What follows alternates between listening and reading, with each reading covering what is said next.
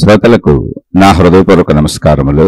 మన శ్రోతలలో ఒక సోదరి ప్రశ్నను పంపడం జరిగింది. ఆ ప్రశ్న, ప్రతి మనిషి తన జీవితములో భక్తి మార్గము, కర్మ మార్గము, ధ్యాన మార్గము, చివరకు జ్ఞాన మార్గములో నడుస్తున్నారు. నేను గమనించింది ఏమిటి అంటే ఆఖరిది జ్ఞాన మార్గము. ఈ మధ్యనే ఈ శీర్షికలు నేను వింటున్నా. దీనిలో పరమాత్మను తెలుసుకోవచ్చు అని అనిపిస్తుంది. మిగతా 3 మార్గాలలో అలా అనిపించటం లేదు. నేను అర్థం చేసుకున్నది కరెక్టేనా? వివరించగలరు? ప్రశ్నను మరలా ఒక్కసారి మనకి అంటే మనం జీవితంలో ఎలా ఆచరించుకోవాలో అలా ఒకసారి ప్రశ్నను అర్థం చేసుకునే ప్రయత్నం చేద్దాం. ప్రతి మనిషి జీవితంలో భక్తి మార్గము, కర్మ మార్గము, ధ్యాన మార్గము, చివరకు జ్ఞాన మార్గములో నడుస్తున్నారు అని వీరు అనుకుంటున్నారు. ఈ సోదరు అనుకుంటున్నారు. నేను గమనించింది ఏమిటంటే ఆఖరిది జ్ఞాన మార్గము. ఈ మధ్యనే నేను ఈ శీర్షికలు వింటున్నాను. దీనిలో పరమాత్మను తెలుసుకోవచ్చు అంటే ఈ మార్గములో పరమాత్మను తెలుసుకోవచ్చు అని అనిపిస్తున్నది. మిగతా 3 మార్గాలలో అలా అనిపించటం లేదు. నేను అర్థం చేసుకున్నది కరెక్టేనా అంటే వీరి భావన ఏంటంటే జ్ఞాన మార్గంలో పరమాత్మను తెలుసుకోవచ్చు, మోక్షమును పొందొచ్చు. అంటే వీరు బయట కూడా జ్ఞాన మార్గం అని చెప్పబడుతున్న విధానాలు వింటూ సాగుతూ ఉండవచ్చు. నేను భావన అంటే నేను భావించుకుంటున్న భావన కరెక్టేనా? ఈ జ్ఞాన మార్గమే ఆఖరికి మోక్షానికి దారి, పరమాత్మ దర్శనానికి దారి. కానీ అందరూ ముందు భక్తి మార్గంలో, కర్మ మార్గంలో, ధ్యాన మార్గంలో ఇలా సాగుతూ ఉంటారు. ఇలా అనేక మార్గాలు ఉన్నాయి. అందులో జ్ఞాన మార్గము గొప్పది. దాని ద్వారా పరమాత్మను తెలుసుకోవచ్చని నాకు అనిపిస్తున్నది. ఇది నిజమేనా? ఇదండి మన సోదరు అడిగినటువంటి ప్రశ్న. ఇక్కడ మనం అర్థం చేసుకోవలసిన విషయం, ఇది అందరికీ వర్తించేది. మనం చెప్పుకునేది ఏదైనా సరే మనుషులందరికీ వర్తించేది. ముందు భక్తి మార్గము, కర్మ మార్గము, ధ్యాన మార్గము, జ్ఞాన మార్గము 4 మార్గాలు చెప్పారు. ఇంకా యోగ మార్గం అని ఒకటి అంటారు. ఈవిడ ధ్యాన మార్గం పెట్టారు. అంటే ధ్యానం చేసేవాళ్ళు ధ్యాన మార్గం అని చెబుతారు, యోగం చేసేవాళ్ళు యోగ మార్గం అని చెబుతారు. ఇంతకీ యోగా అంటే ఏంటంటే ప్రక్రియలు, సాధనా ప్రక్రియలు. ధ్యానం అంటే ఏంటి? అదొక సాధనా ప్రక్రియ. భక్తి మార్గం అంటే ఏంటి? భగవంతుడి మీద నాకున్న ఆసక్తి, ఒక దేవుడి పట్ల, ఒక దేవత పట్ల. భక్తి మార్గం అనేది ఎప్పుడూ కూడా ఒకరితో అటాచ్ అయి ఉంటుంది. అనేక మంది దేవుళ్ళు దేవతలను చూడొచ్చు, కానీ ఒకరి పట్ల తీవ్రమైనటువంటి ఆసక్తి భక్తి. భగవంతుడి పట్ల ఉండేటువంటి తీవ్రమైనటువంటి ఆసక్తి భక్తి. అది ఒకరి పట్లే ఉంటుంది భక్తి మార్గం అంటే. అది అలాగే కర్మ మార్గం అంటే భగవంతుడికి సంబంధించినటువంటి కార్యములు చేయటం. అంటే భగవంతుడికి సంబంధించిన ప్రార్థనాలయాలు కట్టడం, లేదా ఆ ప్రార్థనాలయాలు శుభ్రం చేయటం, ఆ ప్రార్థనాలయాల కోసం తిరుగుతూ డొనేషన్లు స్వీకరించడం, లేదా ఆ భగవంతుడికి సంబంధించిన గ్రంథాలు అమ్మటం, లేదా ఆ భగవంతుడికి సంబంధించిన ప్రచార కార్యక్రమాలు, ఎన్ని రకాలుగా ఆ మార్గపు మతాలు, ఆ మార్గపు గురువులు, ఆ మార్గపు విధానాలు బోధిస్తే అవన్నీ చేయటం. భగవంతుడికి సంబంధించిన కర్మలు, సేవలు చేయటం. కర్మలు అంటే పనులు, ఇంకా ఏవైనా కావచ్చు. అంటే శరీరపరమైనవి ముఖ్యంగా. అది కర్మలు అన్నప్పుడు శరీరంతో చేసేవి, అవి దైవీపరంగా, అది కర్మ మార్గం. భక్తి మార్గం అంటే ఏంటి? ఒక భగవంతుడి మీద ఉన్నటువంటి ఆసక్తి భక్తి.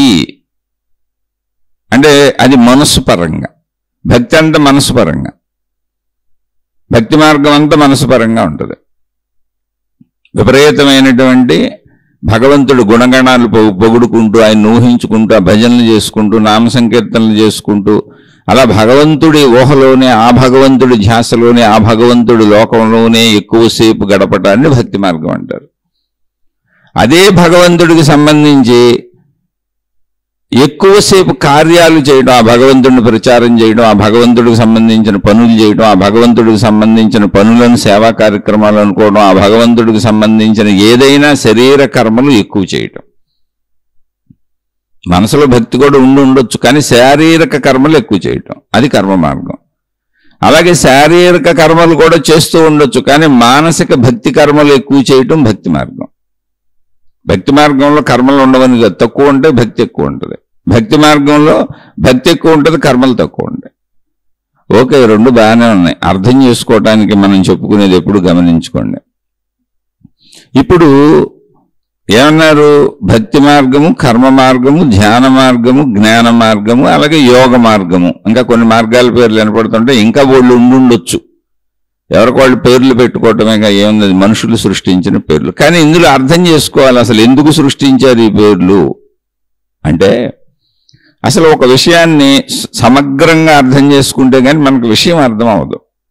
ఎందుకనంటే ఇది మనిషిలో ఉన్న శరీర మనోతత్వాలకు, అంటే మనిషి యొక్క సంపూర్ణ తత్వాలకే ఆలంబనగా ఏర్పడిన మార్గాలే. అంతే తప్ప మార్గాలు ఏర్పడితే మనిషి నేర్చుకోవట్లేదు.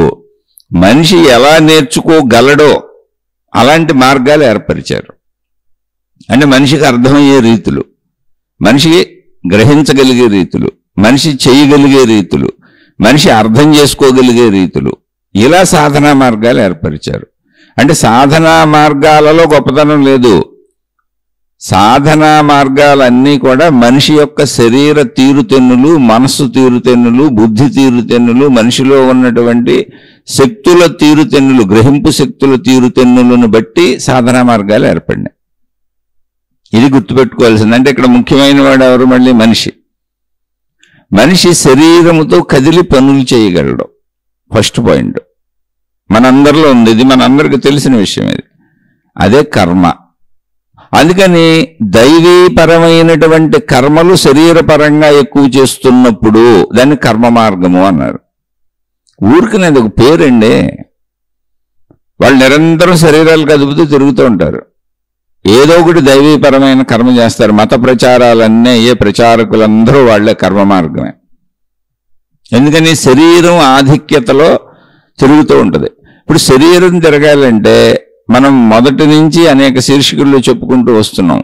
మనసులో నేను అను తలంపు కలగకుండా అసలు ఈ శరీరము నేను అన్న భావన మనకు రాదు. మెలకువ అంటే అది.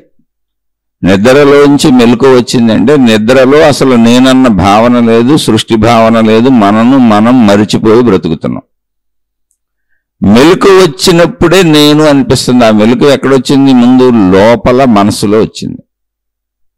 ఆ మనసులో వచ్చిన మెలకువ, ఆ నేను అన్న స్ఫురణ, అది జ్ఞాపకముగా, ఇదిగో ఈ శరీరమే, నువ్వు రాత్రి ఈ శరీరాన్ని పడుకోబెట్టావు, నువ్వు రోజు నేను అనుకుంటుంది ఈ శరీరాన్నే, నాది నావి అనుకుంటుంది ఇదిగో వీటినన్నింటినీ, వస్తువులన్నింటినీ, విషయాలన్నింటినీ, నా వాళ్ళు అనుకుంటుంది ఇదిగో ఈ మనుషులందరినీ అని మనసు గుర్తు చేస్తుంది శరీరానికి. అంటే మనసు వచ్చి శరీరంతో కలిసినప్పుడు మాత్రమే శరీరం వాటిని గుర్తు చేసుకోగలదు.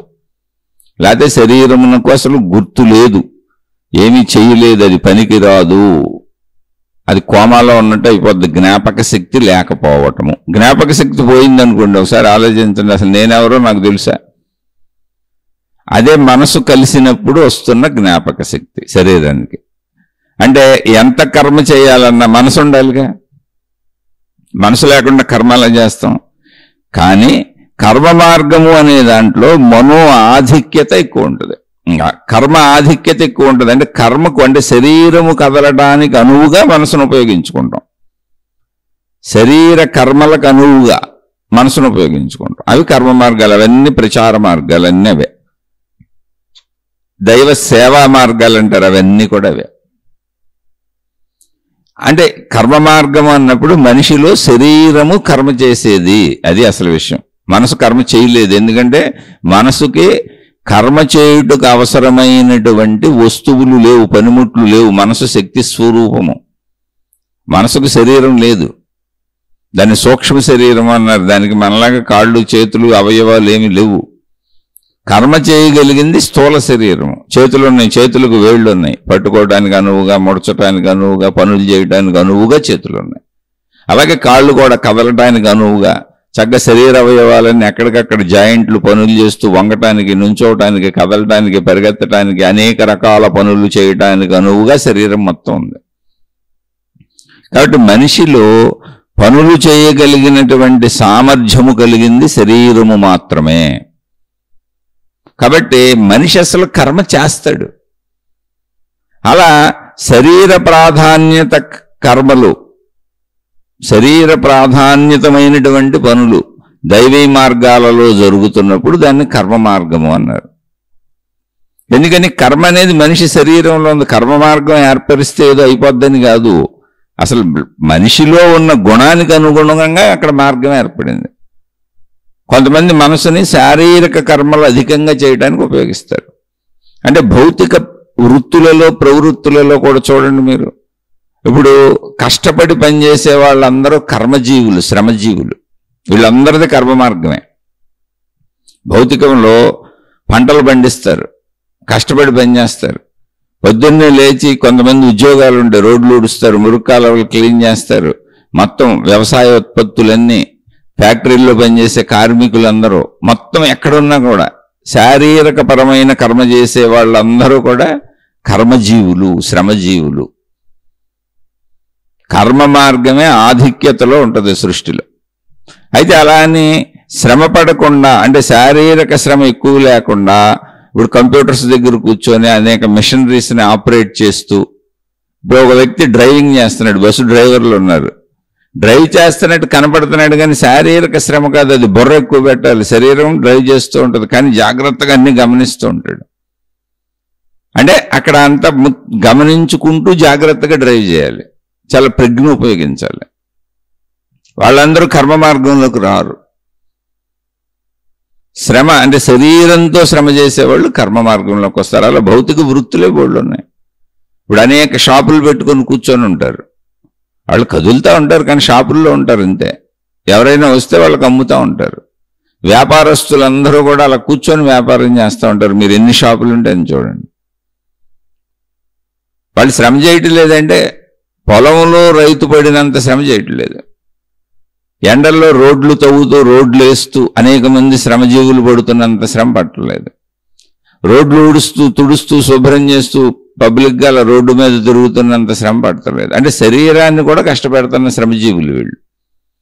వాళ్ళు కూర్చొని శ్రమ చేస్తున్నారు. అంటే శారీరక శ్రమ కంటే అధికంగా వాళ్ళు కూర్చొని ఉన్నారు, వ్యాపారాలు చేస్తున్నారు, తెలివిని ప్రజ్ఞని ఉపయోగిస్తున్నారు, ఆ వస్తువులు ఇచ్చిపుచ్చుకుంటున్నారు. వ్యాపార లావాదేవీలన్నీ ఇలాగే ఉంటాయి, కొన్ని వృత్తులు అలాగే ఉంటాయి, అనేక రకాల ఉద్యోగాలు అలాగే ఉంటాయి. వాళ్ళు ఎక్కువ బ్రెయిన్ని వాడుతూ ఉంటారు. ఇప్పుడు బ్యాంకింగ్ వ్యవస్థ మొత్తం ఉంది, బ్రెయిన్ వాడుతూ ఉంటుంది. అలాంటివన్నీ బ్రెయిన్లు వాడుతూనే ఉంటారు. ఇప్పుడు మ్యూచువల్ ఫండ్స్ అంటారు, షేర్స్ అంటారు, ఇవన్నీ కూడా అంతే, బ్రెయిన్ వాడుతూ ఉంటారు. ఇప్పుడు బ్రెయిన్ని మాత్రమే ఎక్కువ వాడేవన్నీ దేంట్లోకి వస్తాయి? జ్ఞాన మార్గంలోకి వస్తాయి. జ్ఞాన మార్గం. అలా కాకుండా ఇప్పుడు టీవీలు, సినిమాలు ఉన్నాయి, నావల్స్ రాయటం ఉన్నాయి, పుస్తకాలు రాయటం, చదవటం ఉన్నాయి. ఇది ఒక ఆసక్తి, మానసిక సంబంధమైన ఆసక్తి. ఆ పుస్తకం రాస్తూ ఆయన ఊహించుకున్నాడు, ఆ పుస్తకం చదువుతూ ఈయన ఊహించుకుంటున్నాడు. అంత ఊహే ఉంటుంది అక్కడ. ఇటు కదలటం లేదు, అటు తెలివితో ఏ పని చేయటం లేదు. ఊహాత్మకమైనటువంటి సృజనాత్మకత అంతా భక్తి మార్గం, అది మనసుకు సంబంధించింది. అది మనిషిలో ఉంది. అది అలాంటివి చాలా ఉన్నాయి, అలాంటి విషయాలు చాలా ఉన్నాయి. మొత్తం సినీ ఫీల్డ్ అంతా దాని కిందే వస్తుంది. మొత్తం టీవీ సీరియల్స్, సినీ ఫీల్డ్, ఇటువంటి సృజనాత్మకతకు సంబంధించిన రచనా సాహిత్య రంగాలు అన్నీ కూడా దాని కిందకే వస్తాయి. ప్రపంచంలో ఇటువంటివన్నీ దాని కిందకే వస్తాయి. ఎందుకని? మనిషిలో ఆ ఆసక్తి ఉంది, ఆ సృజనాత్మకత ఉంది, అది మనోపరమైంది.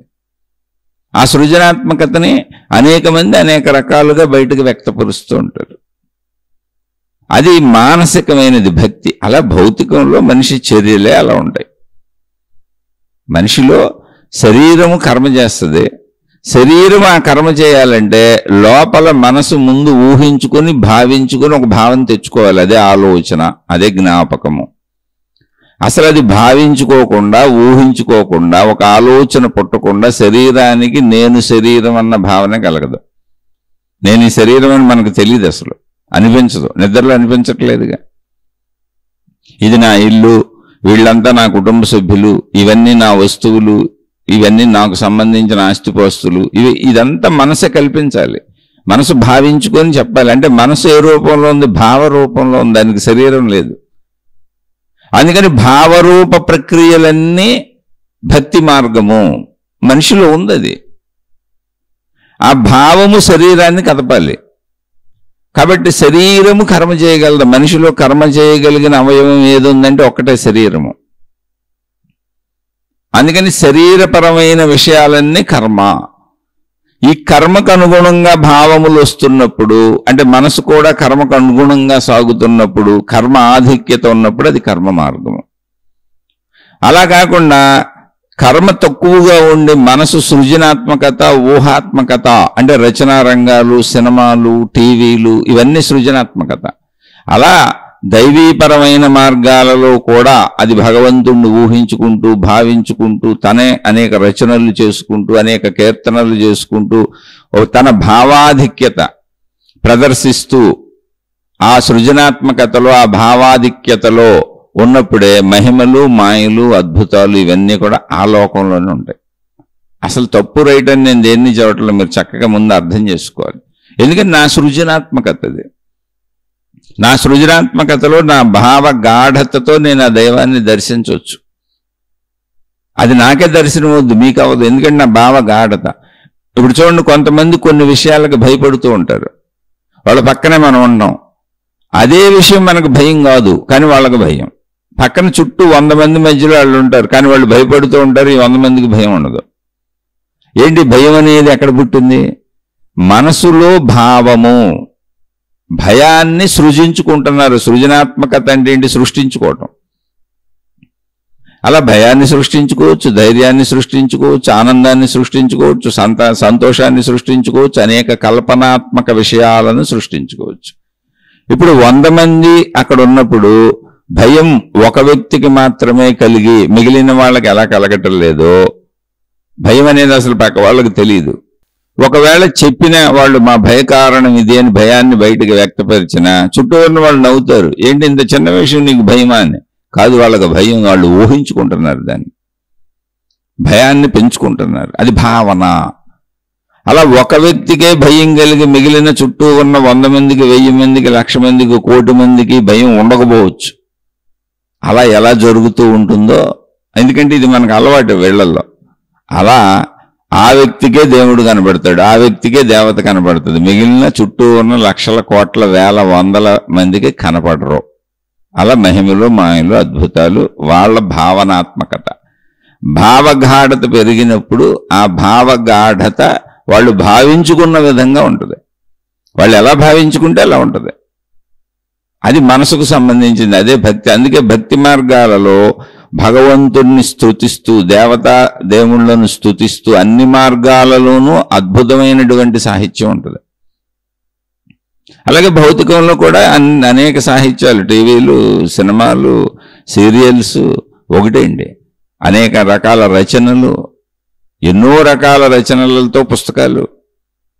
ఇదంతా మనోసంబంధిత వ్యాపారం, మనోవ్యాపారం. అది అంటే భావనాత్మకత. దానికి శరీరంతో పని లేదు, కూర్చొని ఊహించుకుంటా ఉంటుంది అంతే. ఆ ఉద్యోగాలంటే ఆ రచయితలు, ఆ సినిమాలు రాసేవాళ్ళు, తీసేవాళ్ళు, ఆ సృజనాత్మకమైన యాక్షన్లు చేసేవాళ్ళు, వీళ్ళందరూ కూడా భక్తి మార్గంలోకి వస్తారు. అంటే భౌతికంలో చెప్పాలంటే అది మనోమార్గం. ఇలా కాకుండా అనేక రకాలైన ఆవిష్కరణలు చేస్తూ ఉంటారు, ఆలోచిస్తూ ఉంటారు, ఆలోచిస్తూ ఆవిష్కరణలు చేస్తూ ఉంటారు. అంటే తెలివిని ప్రజ్ఞను వాడుతూ ఉంటారు. విమానాలు కనుక్కున్నారు, సైకిళ్ళు కనుక్కున్నారు, మోటార్ సైకిళ్ళు కనుక్కున్నారు, వాహనాలు కనుక్కున్నారు, మనుషులకు ఉపయోగపడే అనేక రకాల వస్తువులను కనుక్కుంటున్నారు, బట్టలు అనేక రకాలు కనుక్కున్నారు, చెప్పులు అనేక రకాలు కనుక్కున్నారు. ఆఖరికి పిన్నీసు నుంచి, గుండు సూది నుంచి, చిన్న పిన్ను నుంచి, మన చొక్కాకుండే చిన్న గుండీ నుంచి, ఆకాశంలో ఉన్న గ్రహ గోళాలను పరిశీలిస్తూ ఎప్పటికప్పుడు సమాచారాన్ని భూమి మీదకి అందించేటువంటి శాటిలైట్స్ని కనుగొన్నారు. తుఫాను హెచ్చరికలు ముందే చెప్పేస్తున్నారు. శాటిలైట్స్ మొత్తం భూమి మీద అంతా కూడా వ్యవస్థని చెప్పేస్తున్నాయి. అలాగే ఇతర గ్రహాల మీద వెళ్ళడానికి అవసరమైన ర్యాకెట్లు కనుగొన్నారు, ఇంకా కనుగొంటానే ఉన్నారు. అనేక విధాల మందులు కనుగొన్నారు, వైద్యశాస్త్రం కనుగొన్నారు, ఇంకా ముందుకెళ్తానే ఉన్నాయి. ఆగదు ఎప్పటికది. అదంతా జ్ఞాన మార్గము, మేధా సంపత్తి, మేధస్సుకు సంబంధించింది. జ్ఞాన మార్గం అంటే అది మనిషిలో ఉంది.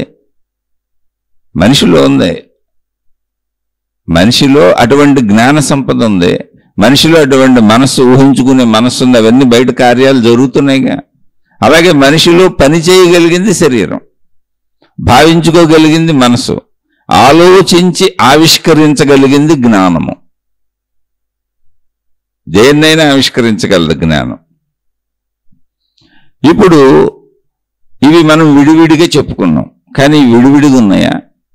లేవే, ఒక మనిషిలోనే ఉన్నాయా? ఇవన్నీ కలిపి ఒకటిగానే ఉన్నాయి. అంటే ఇవన్నీ కలిపి ఒకటిగానే ఎలా ఉన్నాయి అంటే, ఇప్పుడు ఇందులో ధ్యాన మార్గం అని చెప్పారు మన సోదరి.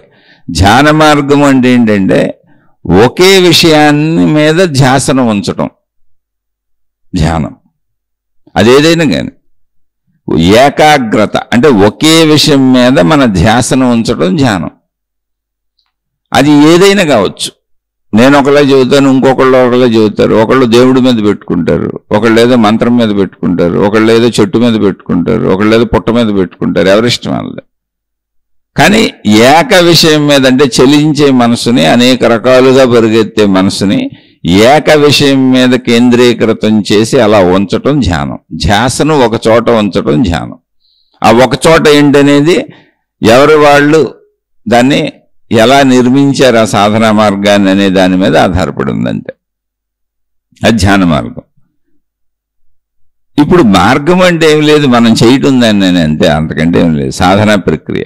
అలాగే యోగ మార్గము అని ఒక పేరు కూడా ఉంది. యోగ మార్గాలలో అనేక రకాలుగా శరీరంతో అనేక రకాల, అందులో మళ్ళీ హఠయోగం అని ఉంది. యోగ మార్గంలో మళ్ళీ హఠయోగం అని ఉంది. అంటే శారీరక ప్రక్రియల ద్వారా యోగ మార్గంలో పతంజలి అష్టాంగ యోగ మార్గం అని పతంజలి మహర్షి విధానం ఉంటుంది. 8 రకాల సూత్రాలు చెప్పారు యోగ మార్గంలో సమాధి స్థితి వరకు వెళ్ళటానికి.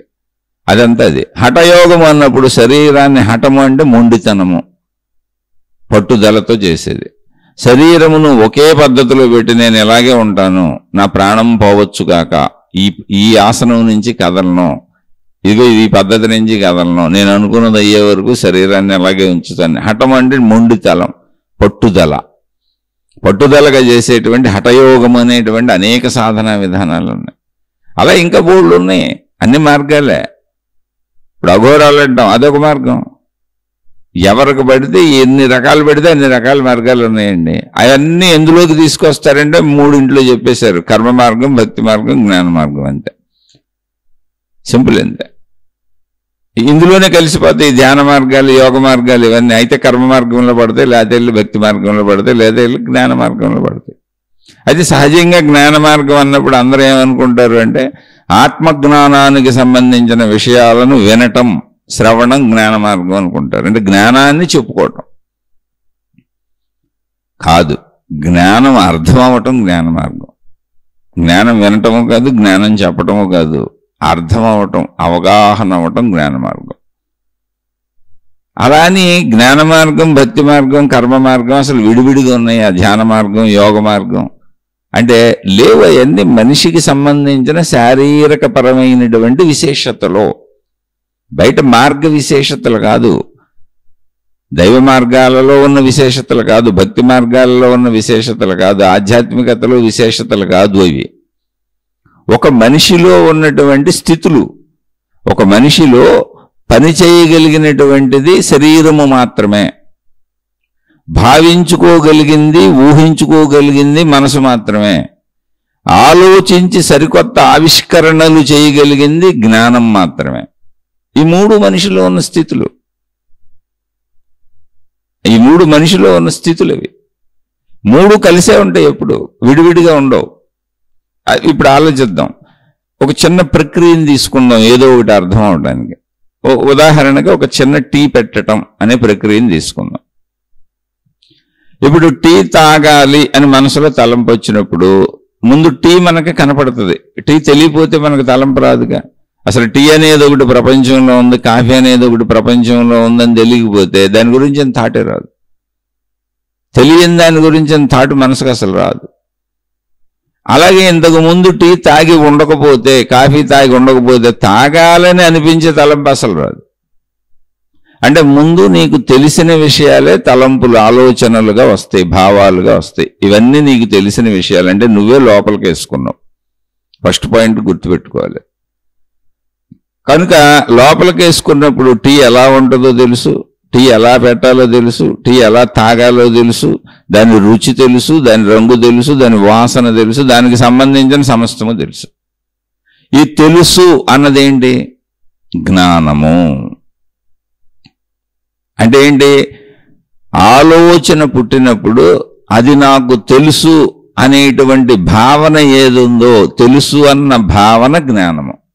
అందుకే తెలియటము జ్ఞానము, తెలియకపోవటము అజ్ఞానము అనేది అనేక శీర్షికల్లో, గత శీర్షికల్లో చాలాసార్లు చెప్పాను. జ్ఞానం అంటే ఏమి లేదు, తెలిసిన స్థితి జ్ఞానం అంటే. తెలియకపోవటం అజ్ఞానం. అయితే మరి అన్నీ తెలుసా అంటే నిజంగా మనిషి ఇప్పుడు మరి తెలియనివన్నీ తెలుసుకుంటున్నాడుగా. కొత్త ఆవిష్కరణలన్నీ ఆవేగా. ఇప్పుడు మందులు కనిపెడుతున్నారు, బట్టలు ఇంకా కొత్త కొత్త డిజైన్లు కనిపెడుతున్నారు, చెప్పులు ఇంకా కొత్త కొత్త రకాలు కనిపెడుతున్నారు, షూస్ ఇంకా కొత్త కొత్త రకాలు, సెల్ ఫోన్లు, ల్యాప్టాప్లు, కంప్యూటర్లు, ఒకటి ఏంటి కోటాను కోట్లు ఇంకా ఆవిష్కరిస్తానే ఉన్నారుగా కొత్త కొత్త. ఇవన్నీ ఎక్కడ పుట్టినాయి? ఈ ఆవిష్కరణలన్నీ ఎక్కడ పుట్టినవి? ఇంతకుముందు లేవుగా. లేని వాటినేగా కొత్తగా ఆవిష్కరించారంటాం. ఎక్కడ పుట్టినాయి అంటే జ్ఞానంలో పుడుతున్నాయి. ఇవన్నీ జ్ఞానంలో పుడుతున్నాయి. జ్ఞానం అనేది ఏంటి? తెలియట.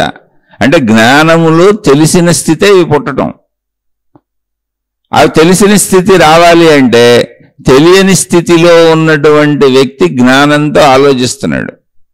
జ్ఞానాన్ని పట్టుకొని పరిశోధన చేసుకుంటూ వెళ్తున్నాడు. ఆలోచించడం అంటే ఏంటి? జ్ఞానాన్ని పరిశీలిస్తున్నాడు, తనలో ఉన్న జ్ఞానాన్ని. బయట ఎక్కడ లేదు, అది వెతుక్కుంటున్నాడు తనలోనే.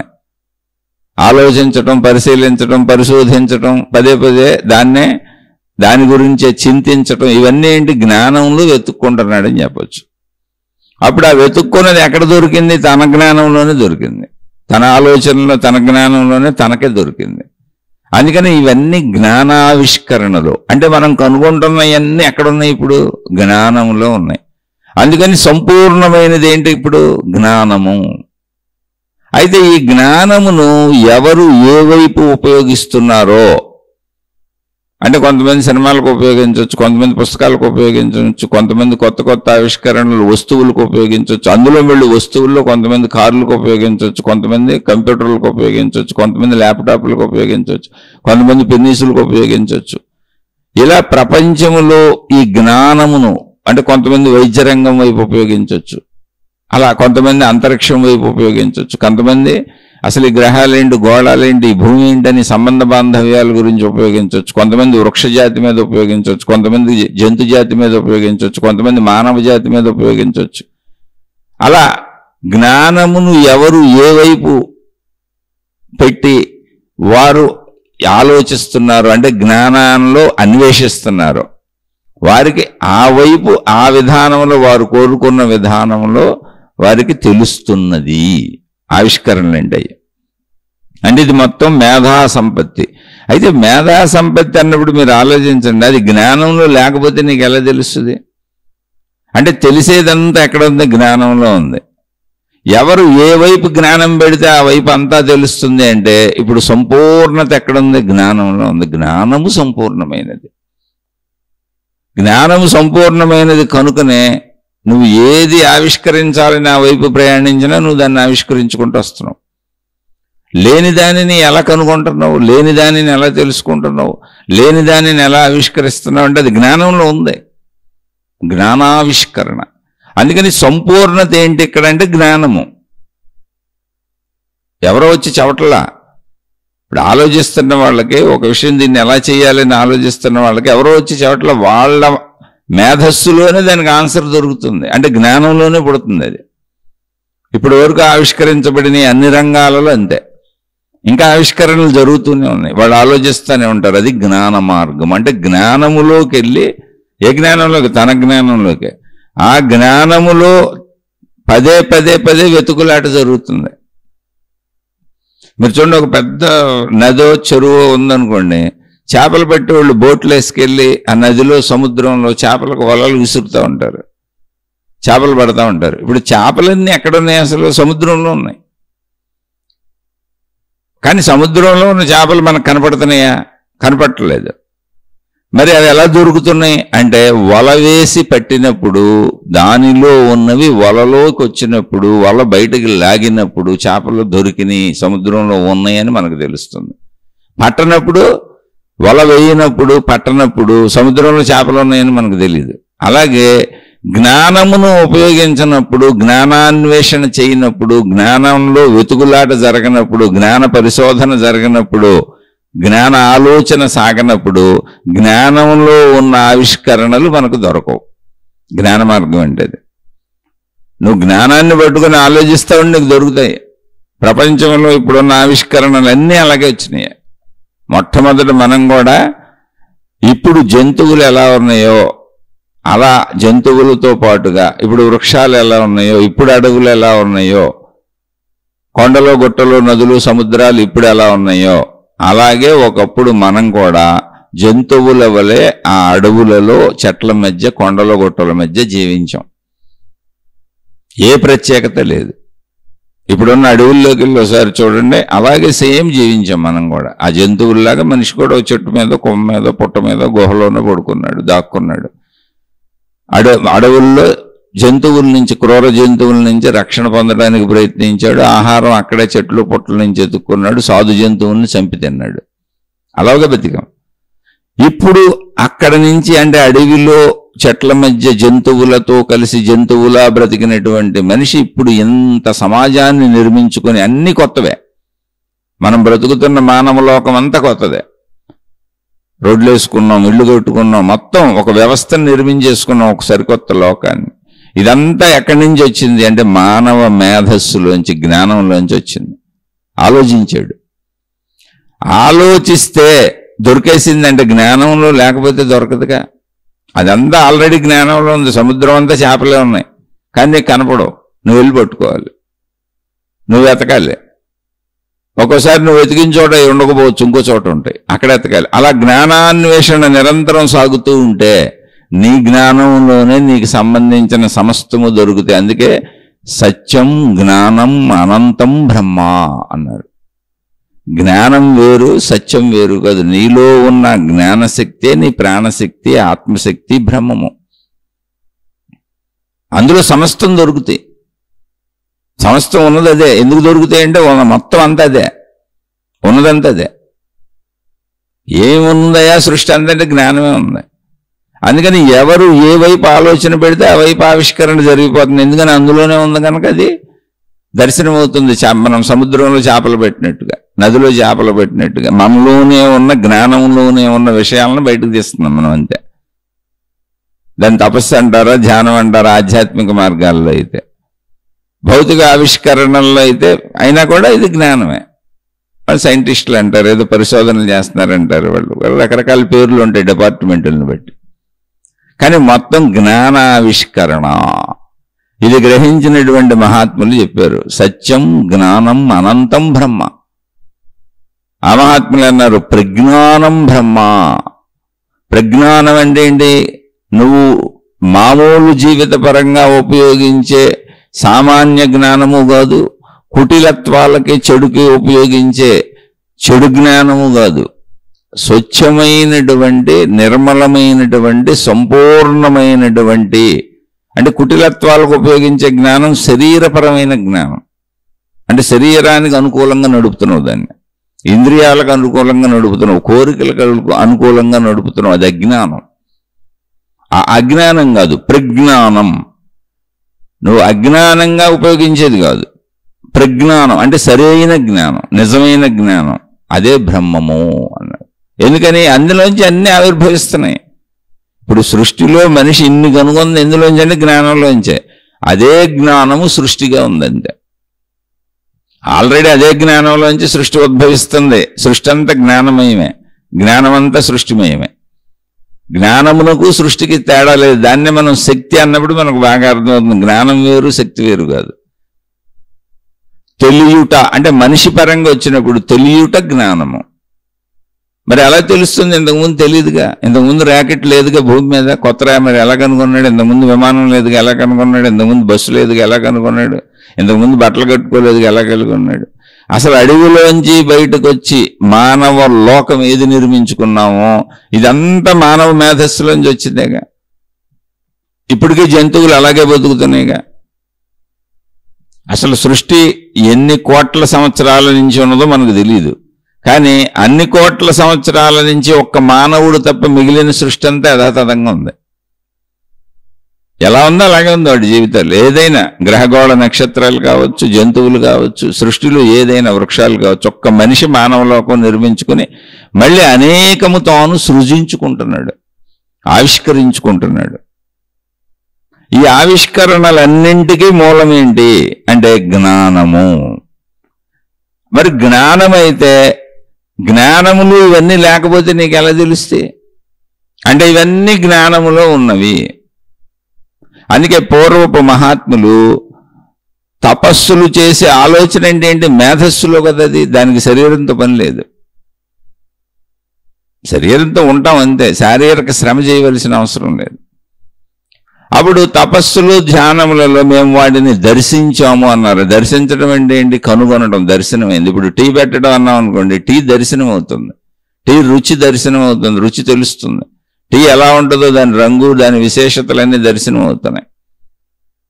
ఆ టీ పెట్టే ప్రాసెస్లోకి వెళ్ళినప్పుడు మీరు గమనించి చూడండి, ముందంతా మనకు లోపల దర్శనం అవుతుంది, తర్వాత శరీరం వెళ్ళి దాన్ని అనుసరిస్తూ ఉంటుంది, ఆ క్రియలు చేస్తూ ఉంటుంది. ఇప్పుడు టీ పెట్టాలంటే టీకి సంబంధించిందంతా దర్శనం అయిపోయింది, వస్తువులు, విషయాలు మొత్తం. ఇప్పుడు శరీరం కదిలింది, వంటింట్లోకి వెళ్ళింది. ఇప్పుడు ముందు టీ పెట్టాలంటే స్టవ్ అంటించాలి, అంటించింది, దాని మీద గిన్నె పెట్టాలి, పెట్టింది, నీళ్లు పోయాలి, పోసింది, పాలు పోయాలి, పోసింది. ఇవన్నీ ముందు లోపల దర్శనం అవుతున్నాయి, బయట క్రియ శరీరం చేస్తుంది. అందుకని మహాత్ములు, పూర్వ మహాత్ములు తపస్సులు ధ్యానములతో అంటే వీళ్ళందరూ జ్ఞానమును తనను తాను తెలుసుకోవడానికి వినియోగించిన వాళ్ళు. జాగ్రత్తగానండి. జ్ఞానమును నన్ను నేను తెలుసుకోవటం అనే మార్గంలో పెట్టి ఉపయోగించినప్పుడు అది నన్ను నాకు సంపూర్ణంగా తెలియజేస్తుంది. అదే మోక్షము. సంపూర్ణంగా నేను నాకు తెలియటమే మోక్షము, ఆత్మసాక్షాత్కారము. అదే బ్రహ్మ విద్య, ఆత్మ విద్య, అదే ఆధ్యాత్మిక చదువు. అదే జ్ఞానమును భౌతికమైనటువంటి విషయాలు, ప్రాపంచిక విషయాలు, మనుషులకు ఉపయోగపడే విషయాల వైపు పెట్టినప్పుడు మానవ లోకమే నిర్మించేసుకున్నాం.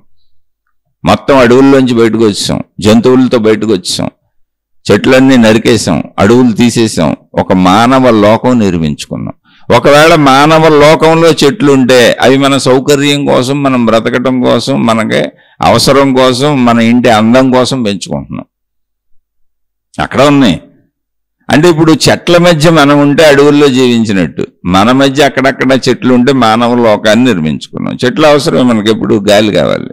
మానవ లోకమంతా కూడా, మొత్తం మానవ లోకమంతా కూడా జ్ఞానావిష్కరణ మనిషి మేధస్సులోంచి వచ్చింది. ఏ వైపు పెడితే ఆ వైపే ఆవిష్కరించుకుంటూ వెళ్ళిపోతున్నాం ఇప్పుడు ప్రపంచంలో. అంటే మొత్తంగా ఏం తెలుస్తుంది ఇప్పుడు? జ్ఞానము సంపూర్ణము. జ్ఞానము సంపూర్ణము. సముద్రంలో చేపలు ఎక్కడ ఉన్నాయో మనకు కనపడదు, సముద్రం అనంతంగా ఉంది కాబట్టి చేపలు కూడా అనంతంగానే ఉంటాయి. కానీ బయటికి మనకు కనపడతలా. పట్టుకోవాలంటే ఏం చేయాలి? వెళ్ళి వెతకాలి, బోట్లు వేసుకెళ్ళాలి, పడవలు వేసుకెళ్ళాలి, వలలు విసురుతూ వెతకాలి. వలలు విసురుతూ వెతికినప్పుడు ఆ వలలో చేపలు పడినప్పుడు, అవి బయటికి లాగినప్పుడు, ఆ చేపలు మనకు కనపడినప్పుడు ఇక్కడ చేపలు ఉన్నాయి అని తెలుస్తుంది. కానీ ఆ చేపల కోసం ఎక్కడున్నాయో నిరంతరం వెతుక్కుంటూనే ఉంటారు మత్స్యకారులు. కొన్ని వేల లక్షల కుటుంబాలు అలా బతుకుతూ ఉంటాయి. అలా జ్ఞానములో వేట మొదలు పెట్టాం మనం. అది జ్ఞాన మార్గం అంటే. భౌతిక ఆవిష్కరణలన్నీ జ్ఞానంలో వేట. అయితే జ్ఞానంలో ఉన్నవే కదా మనకు దొరుకుతాయి. అంటే ఏంటి? మనకు దొరికినవన్నీ జ్ఞానంలో ఆల్రెడీ ఉన్నాయి. మొత్తం అన్ని జ్ఞానంలో ఉన్నాయి. అంటే ఇప్పుడు ఏంటి? జ్ఞానము సంపూర్ణమైనది. అందులో నువ్వు వెతికి పట్టుకోవటమే నీకు ఏది కావాలంటే అది. సమస్తం జ్ఞానంలో ఉంది. జ్ఞానంలో లేకపోవడం అనేది లేదు, అసలు ఉండటము అనే ప్రక్రియ జ్ఞానం, తెలియటము అనే ప్రక్రియ జ్ఞానం, ఉన్నాను అని తెలియటమే జ్ఞానం, ఉన్న స్థితే జ్ఞానం. అందుకే సత్యం జ్ఞానం అనంతం బ్రహ్మ, ఉన్న స్థితి ఏది ఉన్నదో, మొత్తం సృష్టి అంతా ఉన్నది అన్న స్థితి ఏది ఉన్నదో అది జ్ఞానం, అది తెలుస్తున్నది. అదంతా ఎలా ఉన్నది? జ్ఞానము వలన ఉన్నది, జ్ఞానములో ఉన్నది, దాని నిండా జ్ఞానమే ఉన్నది, సృష్టి అంతా జ్ఞానమే ఉన్నది, సృష్టి మొత్తం జ్ఞానములోనే ఉన్నది.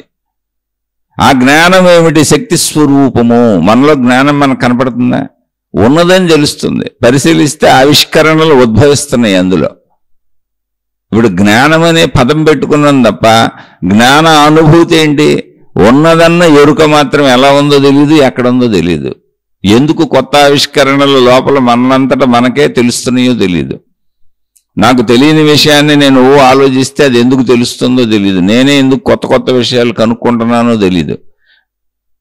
నాలోనే జ్ఞాన ఆవిష్కరణ జరుగుతుంది. అంటే నా జ్ఞానములో ఉన్న వాటిని నేను ఆవిష్కరించుకుంటున్నా, చేపలు పట్టినట్టుగా. అంటే మొత్తం ఈ విషయాలన్నీ జ్ఞానంలో ఉన్నాయి. నా ఆసక్తిని బట్టి నేను ఆవిష్కరింపజేసుకుంటున్నా, అందులో వెతుక్కొని తెలుసుకుంటున్నా అంతే. అంటే ఇప్పుడు జ్ఞానం ఎంత అంటే మొత్తం ఉన్నదంతా. అందుకని జ్ఞానము అనంతము. ఉన్నదంతా ఏది? జ్ఞానమే. కాబట్టి జ్ఞానము సత్యము.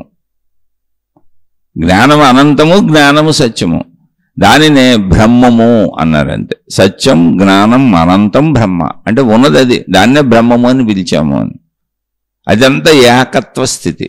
జ్ఞానం వేరు కాదు, శక్తి వేరు కాదు, బ్రహ్మము వేరు కాదు, ఆత్మ వేరు కాదు, ప్రాణశక్తి వేరు కాదు, ఉన్నదంతా అదే, ఒకటే. కాబట్టి ఇప్పుడు సంపూర్ణమైనది ఏమిటి? అసలు ఆత్మశక్తి అంటే ఏంటి? జ్ఞానమే. బ్రహ్మం అంటే ఏంటి? జ్ఞానమే. దైవం అంటే ఏంటి? జ్ఞానమే.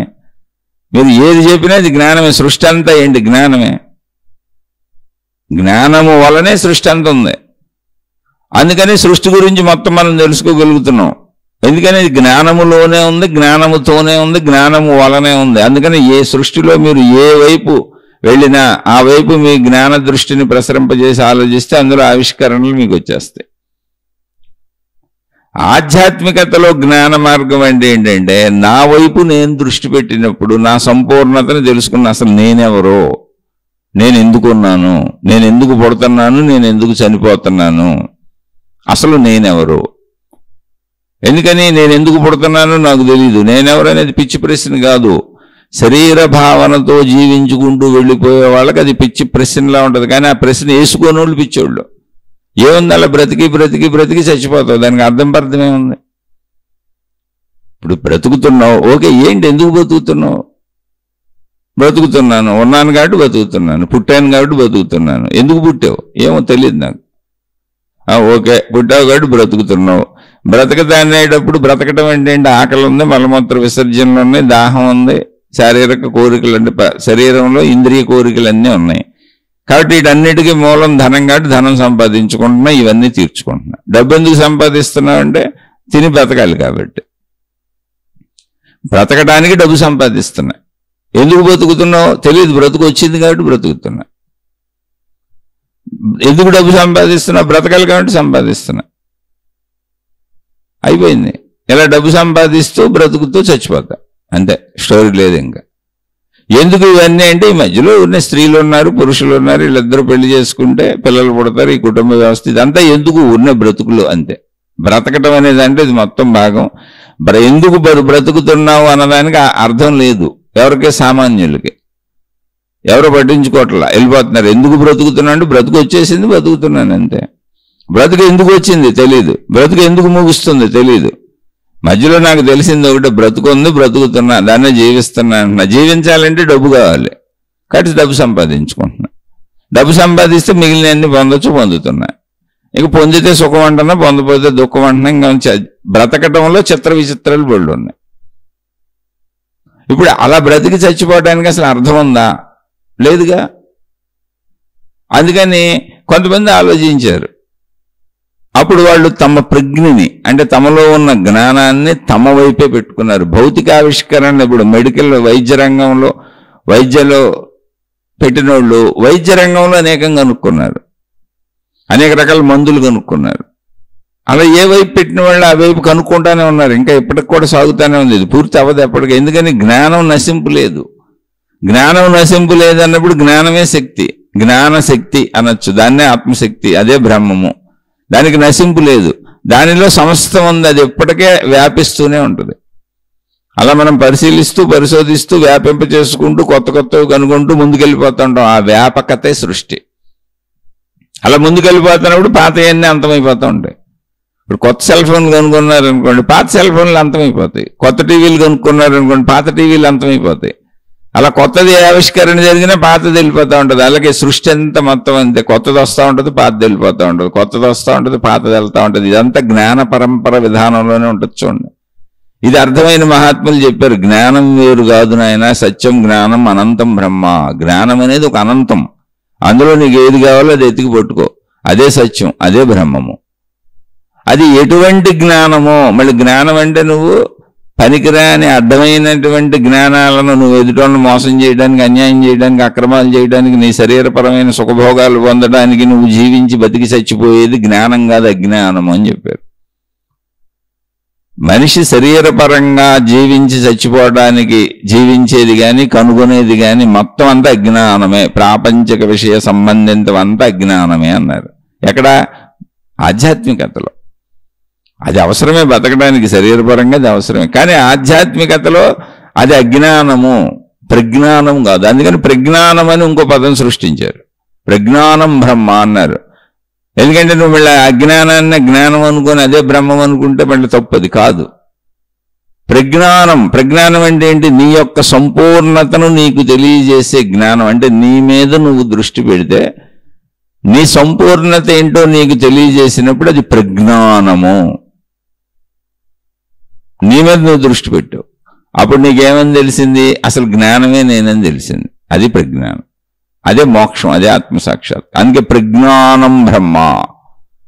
నన్ను నేను తెలుసుకోవడానికి ఉపయోగించుకునే జ్ఞానం ఏదుందో, ఆత్మజ్ఞానం ఏదుందో, ఆధ్యాత్మిక జ్ఞానం ఏదుందో, నా సంపూర్ణతను నాకు తెలియజెప్పేటువంటి ఆధ్యాత్మిక చదువు ఏదుందో అదే ప్రజ్ఞానం, అదే బ్రహ్మము అన్నారు. జ్ఞానం వేరు, బ్రహ్మం వేరు కాదు.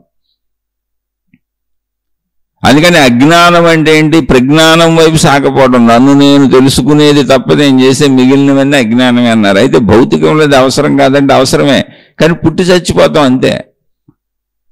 పుట్టి చచ్చిపోవటం వల్ల అసలు ఉపయోగమే లేదు. ఇప్పుడు బతికినన్నాళ్ళు తినాలి కాబట్టి సంపాదిస్తాం, ఉన్నాం కాబట్టి అనుభవిస్తాం. ఓకే, అది ఓకే శరీరానికి, శరీరపరంగా. కానీ నేను ఎందుకు పుట్టాను తెలీదు, ఎందుకు చచ్చిపోయాను అసలు తెలీదు. ఉన్నాను కాబట్టి అనుభవించాను అంతే. అదేంటి? ఎందుకు వచ్చావు, ఎందుకు వెళ్ళావు అన్నదానికి నాకు తెలియదు అన్న ఆన్సర్ కరెక్ట్ కాదు కదా. అందుకని అది అజ్ఞానము అన్నారు. అది అజ్ఞానం, తెలియకపోవటం అజ్ఞానం. అందుకని ఎందుకు వస్తున్నావో ఎందుకు వెళ్ళిపోతున్నావో తెలుసుకో. నీ గూర్చి నువ్వు తెలుసుకో, నిన్ను నువ్వు తెలుసుకో, నీ సంపూర్ణతను నువ్వు తెలుసుకో. అసలు నువ్వెవరో తెలుసుకో, ఎక్కడి నుంచి వచ్చావో తెలుసుకో, ఎక్కడికి వెళ్ళిపోతున్నావో తెలుసుకో, ఎందుకు ఎంతకాలం ఇక్కడ ఉన్నావో తెలుసుకో, నీ చుట్టూ ఉన్న ఇదంతా, ఈ సృష్టి అంతా అసలు ఏంటో తెలుసుకో, నీకు సృష్టికి ఉన్న సంబంధం ఏంటో తెలుసుకో. మొత్తంగా సమస్తంగా సమస్తము తెలుసుకో. అది ప్రజ్ఞానం. అలా తెలుసుకుంటే ఏమవుతుంది? ప్రజ్ఞానం బ్రహ్మ అయిపోయి కూర్చుంటుంది. ప్రజ్ఞానమే బ్రహ్మ అయిపోతుంది. ఇప్పుడు బ్రహ్మము తెలుస్తుంది, నీకు అనంతత్వము తెలుస్తుంది.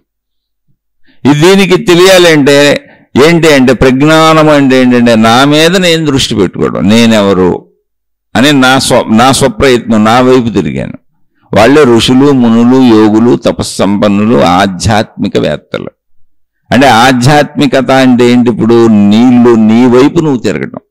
నువ్వు బయట వైపు తిరగటం కాదు. నువ్వు బయట వైపు ఒక మతం వైపు తిరిగినా, ఒక మార్గం వైపు తిరిగినా, ఒక దేవుడి వైపు తిరిగినా, ఒక దేవత వైపు తిరిగినా, నువ్వు బయట తిరుగుతుంటే బయట తిరిగేదంతా కర్మభక్తి మార్గములు. అందుకే మార్గములు అని చెప్పారు.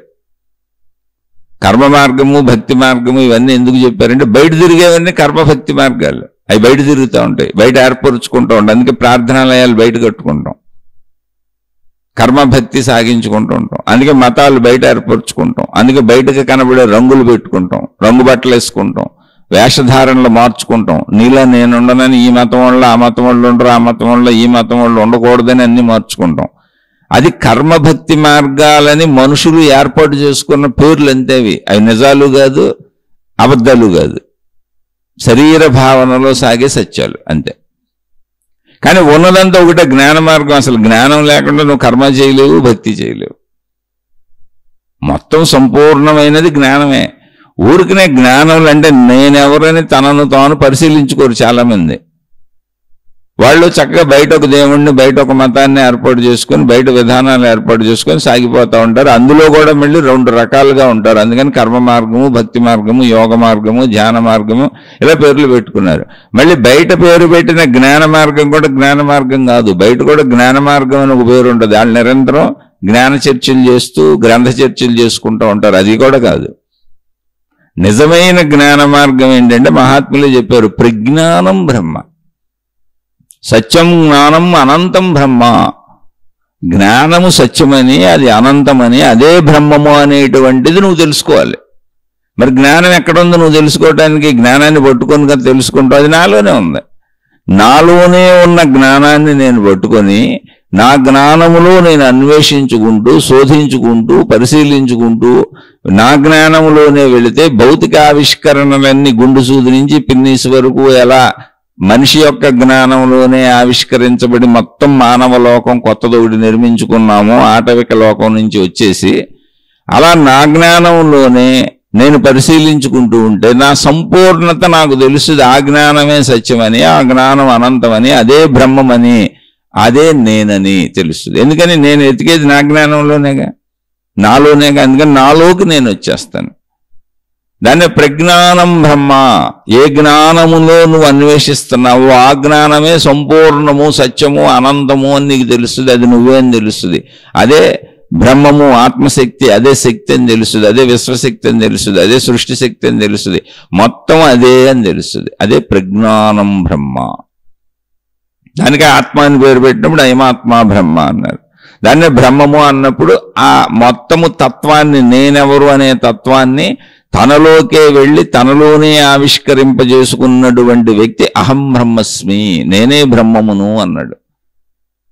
కానీ మొత్తం ఇదంతా జ్ఞానము. జ్ఞాన మార్గం అంటే ఇది. జ్ఞాన మార్గం అంటే నీలోకి, నీ జ్ఞానంలోకి నువ్వు ప్రవేశించి నీ జ్ఞానంతో నువ్వు నిన్ను అన్వేషించుకోవటం. అది జ్ఞాన మార్గం. అంటే బయట గ్రంథ చర్చలు జ్ఞాన మార్గం కాదు. బయట జ్ఞాన మార్గం, బయట భక్తి మార్గం, బయట కర్మ మార్గం, బయట యోగ మార్గం, బయట ధ్యాన మార్గం, ఇవన్నీ కూడా బయట మనుషులు మానవ శరీర ప్రకృతి అంటే శరీర పనితీరు, మనోపనితీరు, బుద్ధి పనితీరును బట్టి, మనిషి యొక్క పనితీరులను బట్టి ఏర్పరిచిన మార్గాలు అవి, బయట మార్గాలు అవి. అవన్నీ నిన్ను నీ లోపలకు పంపగలిగితే అది జ్ఞాన మార్గం అవుతుంది. అవన్నీ అవసరమే. కానీ అవన్నీ కలిపి నిన్ను నీ లోపలికి పంపాలి. అసలు నేనెవరో, నేను ఎక్కడి నుంచి వచ్చాను, నేను ఎందుకు పుడుతున్నాను, ఎందుకు చనిపోతున్నాను, నా చుట్టూ ఉన్న ఈ సృష్టికి నాకు ఉన్న సంబంధం ఏంటి, అసలు ఇదంతా ఏంటి, నేనెవరితో మొదలై మొత్తం సత్యాన్ని ఆవిష్కరింపజేసుకోవాలి. అయితే ఈ ఆవిష్కరణ ఎక్కడ జరుగుతుంది? బయటగా. దానికి పనిముట్లతో పని లేదు, దానికి శరీరంతో పని లేదు, దానికి మనసుతో పని లేదు. నువ్వు లోపలికి నీ జ్ఞానంలోకి వెళ్ళి నీ జ్ఞానాన్వేషణ అంతే. నీలో నువ్వు కూర్చోటమే. అందుకని సత్యం జ్ఞానం అనంతం బ్రహ్మ, ప్రజ్ఞానం బ్రహ్మ. అయమాత్మ బ్రహ్మ అన్నప్పుడు ఆ జ్ఞానమునకే ఆత్మని పేరు, ఆ జ్ఞానమునకే బ్రహ్మము అని పేరు. ఆత్మ బ్రహ్మము ఒకటే, దానికే శక్తి అని పేరు. అనేక రకాలు లేవు ఇక్కడ. దాన్నే మనిషిలో ప్రాణశక్తి అన్నారు. అక్కడ అనేక రకాలు లేవు. మొత్తంగా ఉన్నది ఒకటి ఏంటది? జ్ఞానము. ఆ జ్ఞానమే బ్రహ్మము, జ్ఞానమే శక్తి, జ్ఞానమే ఆత్మ, జ్ఞానమే మొత్తం సర్వవ్యాపక అనంతత్వము. అందుకే తెలియుట, సంపూర్ణముగా తెలియుట మోక్షము. తెలియుట జ్ఞానము, తెలియకపోవుట అజ్ఞానము. ఉన్నదంతా జ్ఞానము. ఉన్నది అన్నది ఎలా ఉంది? ఉన్నది అని ఎవరు చెబుతారు? తెలుస్తేనే చెబుతారు. ఉన్నది అంటున్నామంటేనే ఉన్నది అన్నది తెలుసు. అందుకని ఉన్న స్థితి అంతా జ్ఞానమే.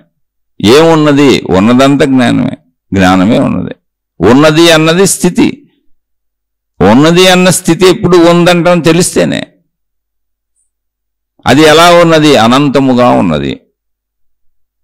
అనంతముగా ఉన్నది అని తెలుస్తున్నప్పుడు అదేంటి? తెలుస్తున్నదంతా జ్ఞానమే. జ్ఞానం అయితేనే తెలుస్తుంది. అది జ్ఞానంలో ఉంటేనే తెలుస్తుంది. అది జ్ఞానంలో లేనిది మనకు అసలు తెలిసే అవకాశం లేదు. అందుకని నిజమైనటువంటి జ్ఞానము, జ్ఞాన మార్గము ఏంటంటే బయట చర్చలు కాదు, జ్ఞాన గ్రంథాలు పట్టుకొని పాండిత్య చర్చలు జ్ఞాన మార్గం కాదు. జ్ఞాన గ్రంథాలు చదువుకొని అందులో జ్ఞానమైన పరంగా బోధించబడిన విషయాలను చర్చించుకోవడం జ్ఞాన మార్గం కాదు.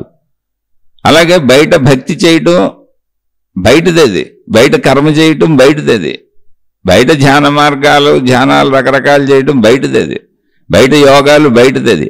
ఇవన్నీ నీ లోపలికి అసలు నేనెవరు, నా గురించి నేను తెలుసుకోవాలి అని నిన్ను నీ లోపలికి పంపగలిగితే అక్కడ జ్ఞాన మార్గం స్టార్ట్ అయింది. ఎందుకంటే నీ లోపలికి వెళ్ళాలంటే నీ జ్ఞానంలోకి వెళ్ళిపోయావు.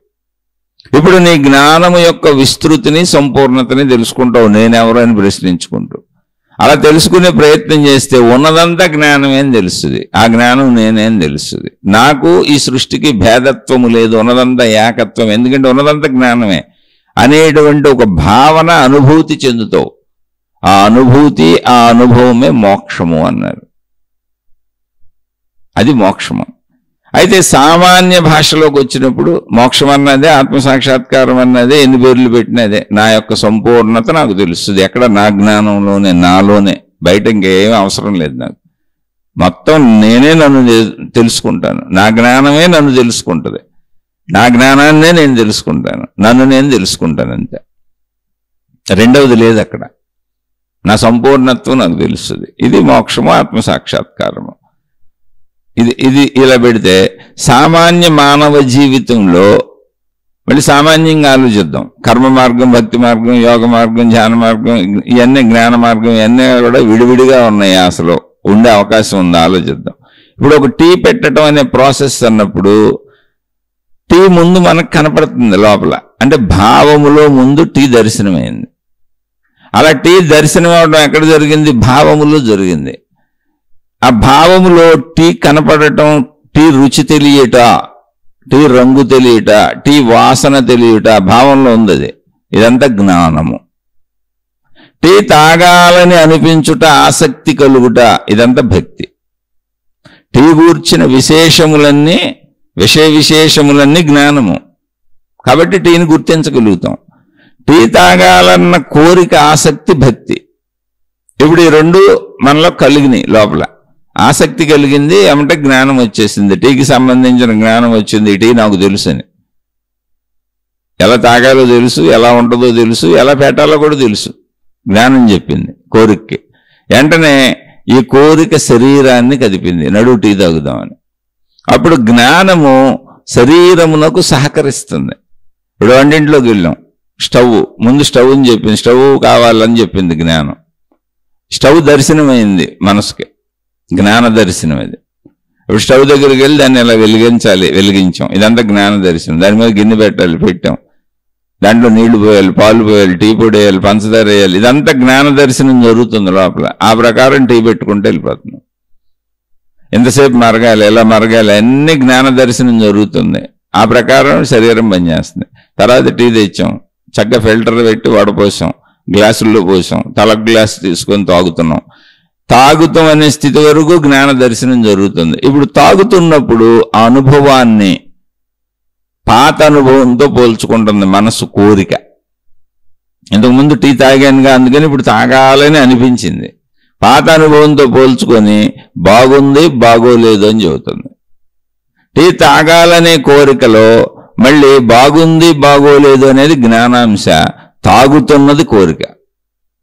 ఆ జ్ఞానం బాగుంది అని చెబితే ఎంతకంటే ఇంతకు ముందు కంటే ఇప్పుడు చాలా బాగుంది, లేదా ఇంతకు ముందులా కరెక్ట్గా ఉంది, లేదా ఇంతకు ముందు కంటే కొంచెం బాగోలేదు, రుచి తగ్గింది, లేదా పంచదార తగ్గింది, లేదా పలచగా నీళ్ళలాగా ఉంది, ఏదో ఒకటి విశేషాలు చెప్పుద్ది. విశేషాలు చెప్పేదంతా జ్ఞానము, అనుభవించేదంతా మనస్సు. అయితే జ్ఞానము లేకుండా అసలు ఇది జరుగుద్దా అంటే, ఇప్పుడు జ్ఞానం అక్కడే ఉంది, కోరిక భక్తి అక్కడే ఉంది. జ్ఞాన మార్గం ఏంటంటే జ్ఞానం చెప్పేది జ్ఞాన మార్గం. భక్తి అంటే ఏంటి? ఆసక్తి, కోరిక, దాన్ని తాగలేని కోరిక అక్కడే ఉంది. శరీరం వెళ్ళి పనిచేస్తుంది, శరీరం పని చేయకపోతే టీ పెట్టుకోలేంగా. అంటే జ్ఞాన భక్తి కర్మ మార్గాలు కలిసే ఉన్నాయి కదా.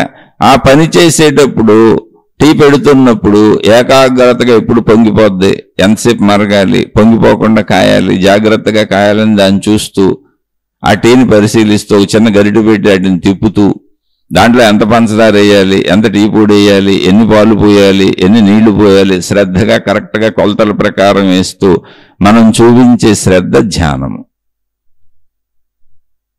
అదే యోగము. ఇంకెన్ని పేర్లైనా పెట్టుకోవచ్చు.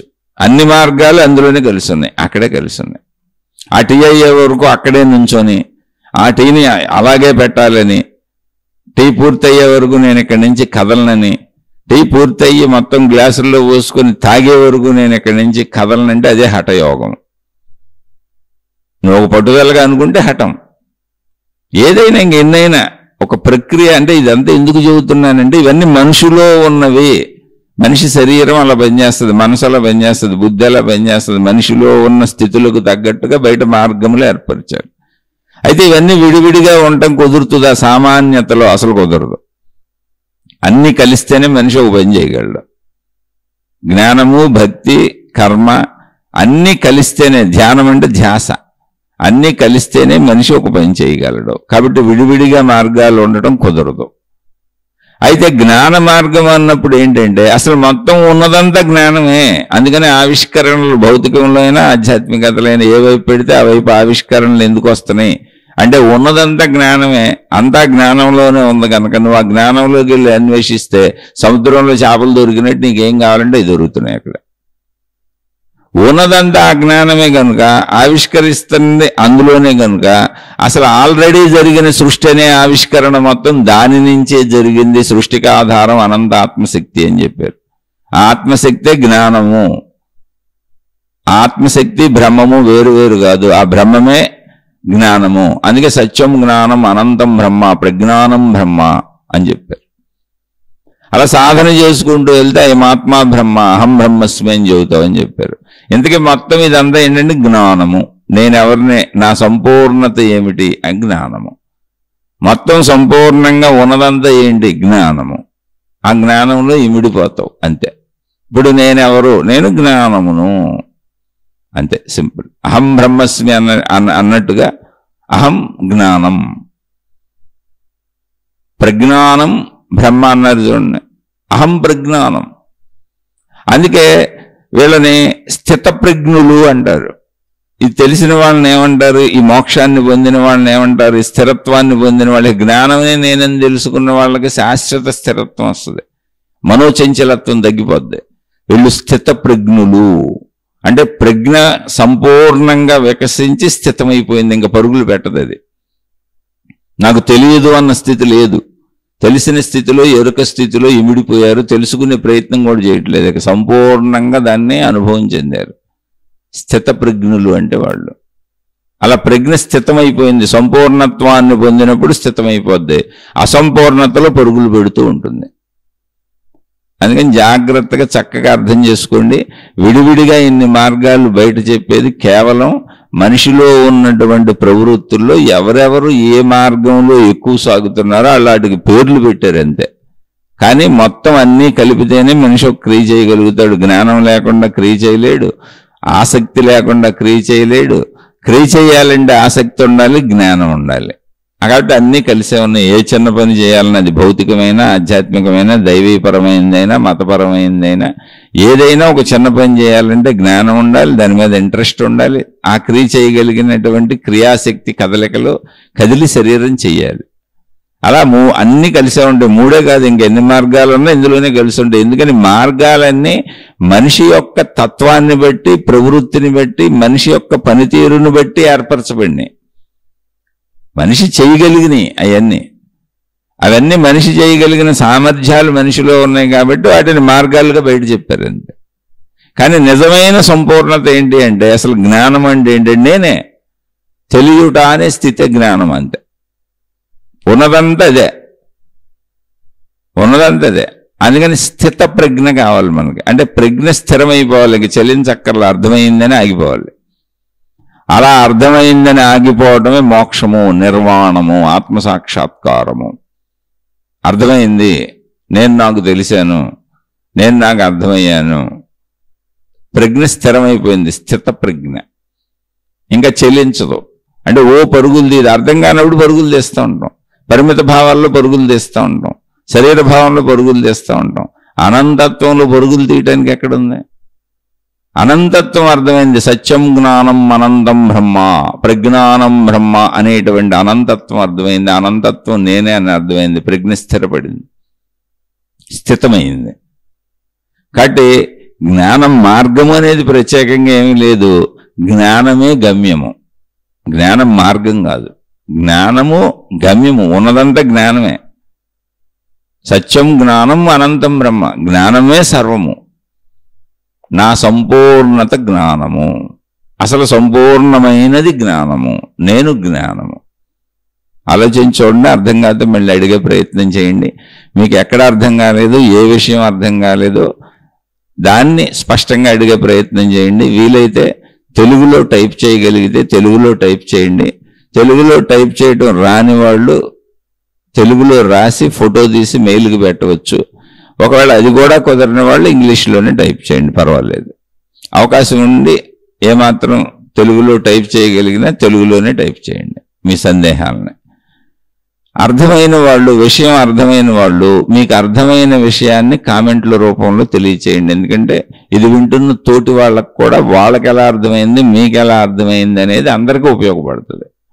అసలు అర్థం కాని వాళ్ళు, ఇదంతా వ్యర్థం అనుకునే వాళ్ళు, నచ్చని వాళ్ళు, ఎప్పుడూ నచ్చనితనం అనేది ప్రపంచంలో ఉంటుంది, వ్యతిరేకత అనేది ప్రపంచంలో ఉంటుంది. ఎందుకంటే పరిమిత భావంలో ఉండేదే వ్యతిరేకత.